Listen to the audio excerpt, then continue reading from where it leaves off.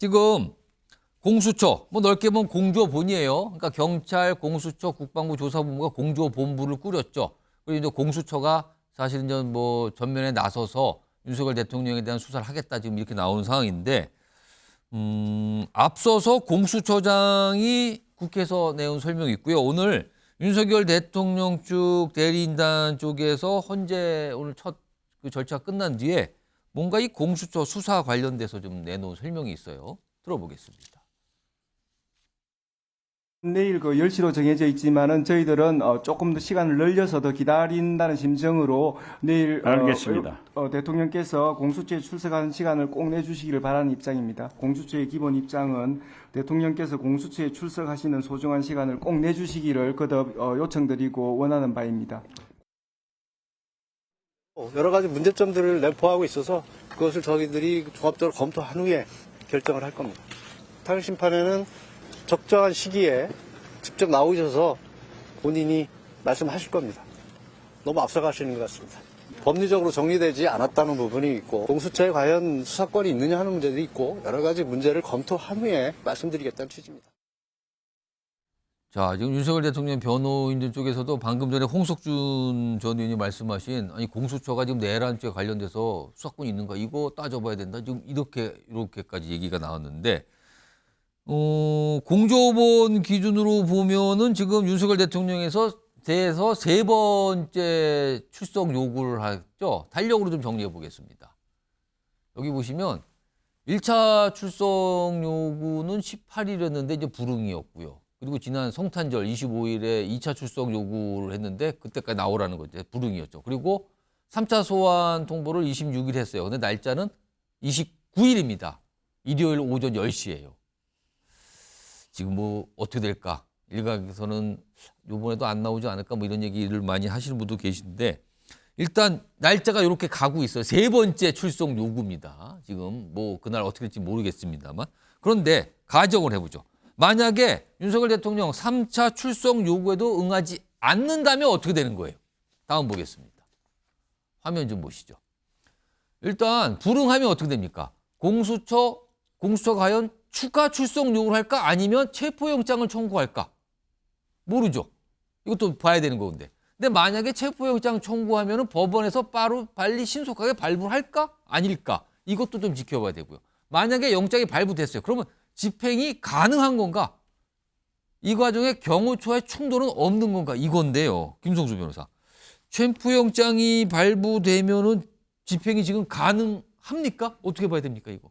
일단 공수처에서 체포영장 발부에 관한 청구를 할지를 봐야 될 것 같은데 예. 이 부분이 굉장히 신중할 수밖에 없는 것이 만약에 발부를 이제 청구를 했는데 발부가 되지 않는다고 한다면 수사 동력의 문제가 발생할 수가 있기 이것도 여러 가지 때문에 문제가 되네요. 예, 그런 부분에 조금 신중할 수밖에 없지 않나 생각이 되고 이제 법원에서 발부 여부를 결정함에 있어서도 이 영장에 의한 체포 부분은 이제 이 정당한 의심할 만한 정당한 사유가 있어야 되는 것이고 죄를 범했다는 그리고 이 부분 정당한 사유 없이 출석에 불응하거나 불응할 우려가 있다. 이게 또 추가적인 쟁점이 있기 때문에 지금 현재 출석을 하지 않는 부분에 대해서 여러 가지 이유를 지금 이야기를 하고 있지 않습니까? 그렇다면 이 부분에 대해서 정당한 사유가 없다라고 볼 수 있는지가 이 법원의 발부 여부에 대한 쟁점이 될 수가 있습니다. 일단 법원이 발부할 것인가 그게 또 쟁점이 되는데 맞습니다. 만약에 발부했다는 가정을 해보겠습니다. 그러면 집행이 돼야 되잖아요. 예, 그래서 이제 체포를 그럼 집행할 수 있느냐가 또 쟁점이 될 수가 있는 것인데 이 부분 관련해서도 경호처에서 만약이라도 뭐 형사소송법상의 군사상의 뭐 비밀이라든지 이런 이유를 통해서 수색을 이제 불가하다라고 만약에 동의를 하지 않는다라고 한다면 예. 그 경우에 만약에 경호처의 이 내부에 있는 그런 상황에서 체포가 가능하겠느냐 수색 자체가 불가능하다라고 한다면 뭐 이게 나오는 그 현장에서 나오는 경우에는 체포할 수가 있겠지만 그렇지 않다 안으로 들어가서 하는 그렇죠. 것도 다른 문제가 그 되는 부분에 거예요. 대해서도 뭐 이제 형사소송법 110조나 111조를 이유로 해서 만약에라도 불응한다라고 한다면 이 부분에 대해서 물리적 충돌을 감안해서까지 집행할 수 있느냐 또 쟁점이 될 수가 있기 때문에 이런 부분에 대해서 여러 가지 법리적인 그리고 또 현실적인 조금 여러 가지 쟁점이 있습니다. 지금 말씀하시는 건 오늘 경찰이 압수수색 시도를 했거든요. 근데 이게 불발됐답니다. 지금 이겁니다. 경찰이요. 삼청동 안가 최근에 요 삼청동 안가에서 어떤 모임이 있었다. 앞서 계엄령 선포 전에 뭐가 있었다는 곳이잖아요. 여기에 CCTV 확보를 하려는데 이게 실패했답니다. 경호처가 승인하지 않았답니다. 여기 경호처가 나오네요. 여기서 하나 더 보죠. 자, 이런 내용입니다. 경찰 특수단 대통령 안가 압수수색 사실상 무산됐다. 경호처의 승인이 안 나서 무산됐다는 겁니다. 압수수색이. 자, 그렇다면은 윤석열 대통령에 대한 체포 영장이 청구되고 만약에 발부가 됐더라도 이 집행 과정 이게 순탄치 않을 수 있다는 얘기가 이래서 나오는 걸까요, 지금요? 이런 상황입니다. 두 분 저 지금 이렇게 짧게 물어보겠습니다. 이건 모릅니다만 29일 3차 출석 요구를 했거든요. 29일 오전 10시입니다. 일요일에. 홍석준 전 의원부터 제가 두 분께 30초씩만 드려볼게요. 윤석열 대통령 이번엔 출석할까요? 아니면 안 할 거로 보십니까? 저는 공수처가 대통령이 출석할까 봐 겁날 것 같습니다. 아, 왜냐하면 지금 현재 준비가 제가 볼 땐 많이 안 됐을 겁니다.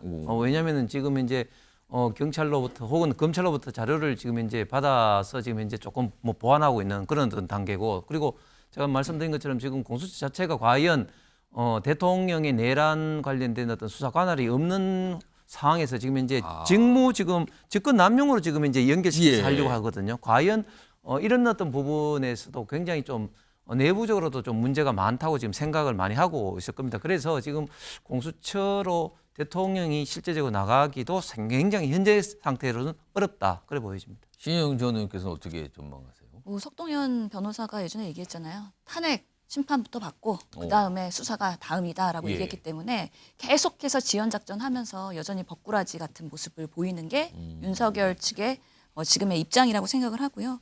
지금 그렇기 때문에 지금 공조본이든 검찰이든 경쟁적으로 수사하면서 여러 가지 문제들이 생긴다면 정말 특검으로 갈 수밖에 없는 국민적 요구가 더 커질 수밖에 없다. 근데 그것을 막고 있는 것이 국민의 힘이기 때문에 이런 부분에서 국민적인 분노가 더 커질 것이라는 생각이 들고요. 이미 김용현 그런 전 장관이 얘기할 때 포고령을 초안을 작성하고 대통령이 수정을 했다.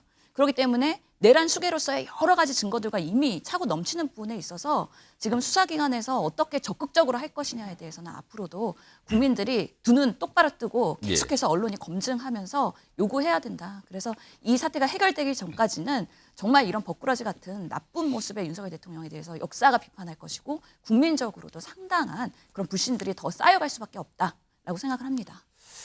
알겠습니다.